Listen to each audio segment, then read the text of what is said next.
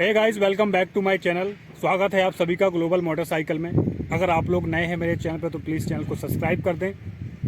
आज के वीडियो में जो मैं बताने वाला हूं आपको, ये कोई नहीं बताएगा।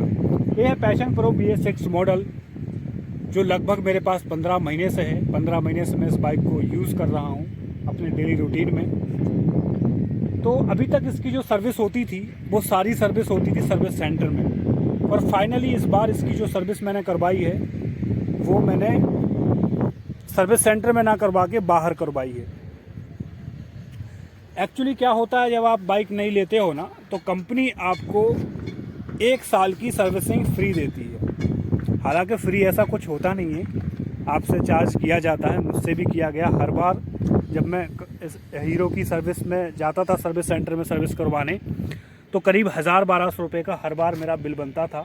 उनसे मैं पूछता था कि ये सर्विसिंग तो फ्री है, तो वो पता नहीं बहुत सारी चीज़ें जोड़ देते थे कि इसमें ये मतलब बाइक के परफॉर्मेंस को बेटर बनाने के लिए इसमें ये लगाया गया, वो लगाया गया, ये डाला गया, वो डाला गया, ऐसा करके GST VST सब जोड़ के 1000-1200 रुपये का बिल आराम से वो लोग बना देते थे।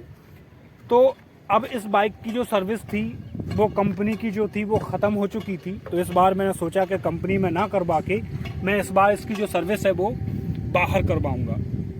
तो मैं बाहर मैकेनिक के पास लेके गया और मैंने कहा भैया इसकी सर्विसिंग करनी है, कितना क्या कॉस्ट आएगा। तो आप यकीन नहीं करेंगे कितने कम पैसों में अपना सारा सर्विसिंग आज जो इसकी हो चुकी है बाइक की। अभी थोड़ी सी गंदी हो गई है क्योंकि बारिश का सीज़न है। करीब सर्विस करवाने के बाद 30 किलोमीटर मैंने इस बाइक को यूज़ कर लिया है, तो गंदी हो गई है मिट्टी में। तो अगर आप भी किसी मैकेनिक के पास जा रहे हो, लोकल मैकेनिक के पास सर्विसिंग करवाने जा रहे हो, तो आपको किन किन बातों का ध्यान रखना है वो आपको पता होना बहुत ज़रूरी है। अगर आपको पता नहीं होगा तो आपकी हो सकता है सर्विसिंग ठीक से ना हो। तो सबसे पहले तो ये रहा इंजन। ये BS6 इंजन है, इसमें कार्बोरेटर नहीं होता है, तो इंजन में दूसरा कुछ काम ही नहीं है। पहले क्या होता था कि इसमें कार्बोरेटर आता था तो कार्बोरेटर भी साफ़ करना पड़ता था, पर अब कार्बोरेटर भी नहीं है इसमें, तो इसमें साफ़ क्या करना है, कुछ भी नहीं। तो इसमें इंजन में सिर्फ एक ही काम होता है, वो है ऑयल। आपको ऑयल इसमें नया डलवा देना है, ऑयल निकाल के इसका नया डल जाएगा। स्पार्क प्लग को साफ करवा देना है। 2 काम। तीसरा काम ये रहा इसका ब्रेक, जो कि ड्रम ब्रेक है। इसको खुलवा के ठीक से इसको साफ करवा के इसमें ग्रीसिंग वगैरह करवा दें। अंदर ये चैन है, अगर ढीली है तो इसको टाइट करवा दें, वरना इसमें खाली आप ऑयल डलवा दें। सेम फ्रंट में इसका भी ये ड्रम ब्रेक है, इसको भी खुलवा के आप साफ करवा दें और इसमें भी ग्रीसिंग वगैरह करवा दें। ऊपर इसमें यहाँ एक फ़िल्टर रहता है, फ़िल्टर को आप निकलवा के साफ ना करवाएं, मैं तो कहता हूँ फेंक ही दें। बहुत ज़्यादा महंगा नहीं आता है, 150 रुपये का करीब फ़िल्टर आता है। और फ़िल्टर से होता क्या है कि जो इसका इंजन है वो सांस लेता है, तो फ़िल्टर को चेंज करना बहुत ज़रूरी होता है। तो आप हर बार जब भी सर्विसिंग करवाएं तो फ़िल्टर को आप चेंज ही करवा दें तो ज़्यादा अच्छा होता है।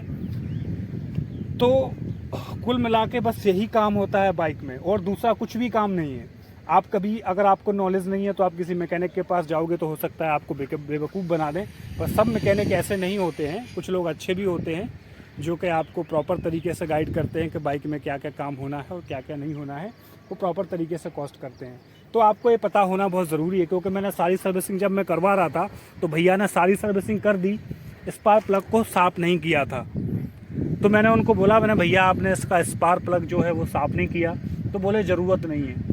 तो मैंने उनको बोला कि मैंने ऐसे तो सर्विसिंग की भी ज़रूरत नहीं थी, लेकिन फिर भी मैंने सर्विसिंग करवाई ना, ताकि कोई प्रॉब्लम्स ना आए। तो फिर उन्होंने स्पार्क प्लग भी साफ़ कर दिया। तो आपको ये छोटा छोटा ये नॉलेज है, होना बहुत ज़रूरी है। इसमें कुछ भी नहीं है। इंजन में ऑयल चेंज करवाना है, स्पार्क प्लग को साफ़ करवाना है, ब्रेक को खुलवा के इसमें ग्रीसिंग वगैरह सही से करवा देना है, चैन में आपको ग्रीसिंग करवा देना है, आगे के इसमें करवा देना है, फ़िल्टर को चेंज करवा देना है, बस आपकी बाइक की सर्विसिंग हो गई। और कुछ नहीं है, इंजन में कुछ छेड़छाड़ करना नहीं है, खोलना है नहीं इसको बिल्कुल भी, क्योंकि इसमें दूसरा कुछ काम नहीं होता है। जब तक कोई पार्ट डैमेज ना हो, कोई टूट फूट ना हो, तब तक कोई और दूसरी चीज़ में नहीं छेड़छाड़ करनी है। यही सब सर्विस होती है, इसके अलावा कुछ भी नहीं होता है बाइक में। तो ये तो सर्विस की बात हो गई। अब कितना क्या कॉस्ट आया इस पे हम बात करते हैं। तो भाई ये सारा काम करवाया मैंने भैया से। उन्होंने ऑयल मैं ख़ुद लेके गया था, उन्होंने बोला था ऑयल आप खुद लेके आओ। तो करीब 350 रुपये का ऑयल मैं लेके गया था। 350 रुपये उनने मतलब भैया ने मुझसे सर्विसिंग का चार्ज लिया है। तो टोटल हो गया 700 रुपये। 150 रुपये का फ़िल्टर आया था, तो हो गया टोटल 850 रुपये। 850 रुपये में मेरी पूरी बाइक की सर्विसिंग हो गई। अब सोचिए कि जब फ्री सर्विसिंग थी मेरी कंपनी में, जब मैं हीरो में जाता था सर्विस सेंटर में सर्विस करवाने, फ्री होने के बाद भी वो मुझसे 1000-1200 रुपये का बिल बना देते थे। तो अब तो फ्री भी नहीं है, अब तो कम से कम कुछ नहीं तो 15 से 2000 का बिल आराम से बनता। अब वही काम मैंने बाहर जाके करवा लिया मैकेनिक से। कितना कॉस्ट आया मेरा? 800-850 रुपये। पर आपको ये सब चीज़ें पता होना चाहिए, तभी आप मैकेनिक के पास जा सकते हो। अगर आपको नहीं पता है, बिल्कुल भी नॉलेज नहीं है बाइक का, तो आप सर्विस सेंटर में जाएं, क्योंकि वहाँ पे भी बेटर सर्विस हो जाती है। वो लोग, उनको एक्सपीरियंस होता है हर चीज़ का, वो प्रॉपर तरीके से आपकी बाइक की सर्विस करते हैं। लोकल मैकेनिक के पास क्या होता है, कुछ मैकेनिक अच्छे होते हैं जो दिल से करते हैं, वरना अगर आप बाइक छोड़ के आ जाओगे उनके पास तो हो सकता है ऊपर कर दें या कुछ भी इसमें ऑयल वॉयल डाल दें। तो वो आपको सामने बैठ के, जब भी आप बाहर मैकेनिक के पास काम करवाएं तो सामने बैठ के ही करवाएं, या फिर आपका ट्रस्टेबल मैकेनिक है तो कोई बात नहीं है, वरना आप सामने सब कुछ करवाएं। तो ये कुछ लगवा दिया है मैंने पन्नी इसमें प्लास्टिक, ये करीब 150 रुपये का आया है दोनों। ये लगाना बहुत ज़रूरी है, आप ये टंकी में ये लगाना तो बहुत ज़रूरी है बारिश के टाइम में, क्योंकि बारिश का समय है। आप देख सकते हो चारों तरफ बारिश बहुत हो रही है, ज़ोरों से बारिश हो रही है इस टाइम पे। हुआ क्या था, पिछले साल मेरे पास एक और दूसरी बाइक थी, उसमें यहाँ से पानी चला गया था टंकी में। तो फिर मुझे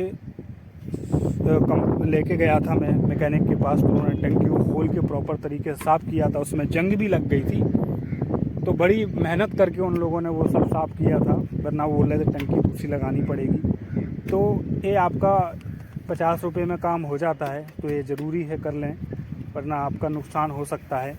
बड़ी मेहनत से हम पैसे कमाते हैं और फालतू चीज़ में चले जाएं तो दुख होता है। तो ये छोटी छोटी चीज़ें हैं, आप कर लें तो बेटर है, वरना कोई बात नहीं।